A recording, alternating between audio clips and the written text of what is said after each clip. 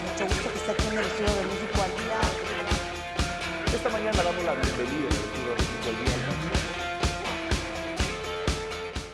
Está con nosotros el doctor Jesús Valdés Díaz de Villegas, él es profesor de la Universidad Iberoamericana, para hablarnos, bueno, Raúl Castro en México. ¿Hacía falta esta visita?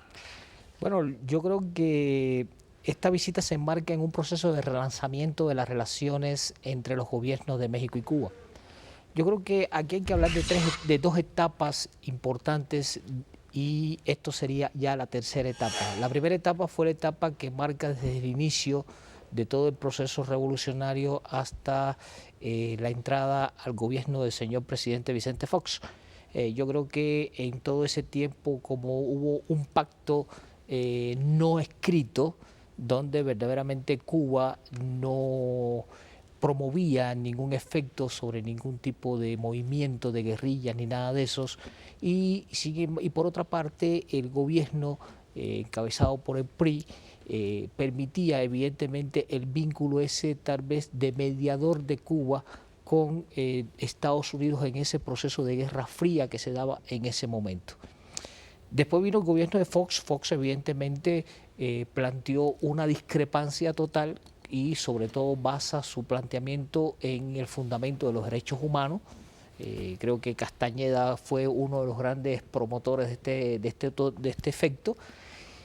Y a partir de ahí, del comes y te vas, comienza un proceso de un poco de afectación de esa relación entre los gobiernos, que se relanza con la llegada del señor presidente Enrique Peña Nieto, y que este relanzamiento tiene un proceso de acercamiento interesante, porque es un proceso de acercamiento que se da en el contexto en que Cuba está también tratando de acercarse y por otra parte, y Estados Unidos acercarse mutuamente entre ambas naciones a partir ya del establecimiento de la embajada, aunque todavía hay grandes discrepancias, sobre todo en temas de derechos humanos, y quedó demostrado en la votación que hace Estados Unidos con respecto a la violación, con respecto al embargo económico que existe desde el año de 1960. Se habla de la inminencia justamente de que este bloqueo pues se termine. Esperemos que lo podamos ver el próximo año, que es el último año de gobierno del presidente Barack Obama. En ese sentido, una de las principales objetivos de los gobiernos es la inversión de las empresas extranjeras en Cuba. ¿Cómo se podría dar este desarrollo en Cuba y el impacto económico? Mire, yo siempre he sido un partidario de que si verdaderamente en Cuba se quiere propiciar, ¿no?, una mayor libertad de expresión, un efecto en lo que se llama, desde el punto de vista occidental, un efecto de mayor democratización, es necesario la eliminación del embargo económico. Claro.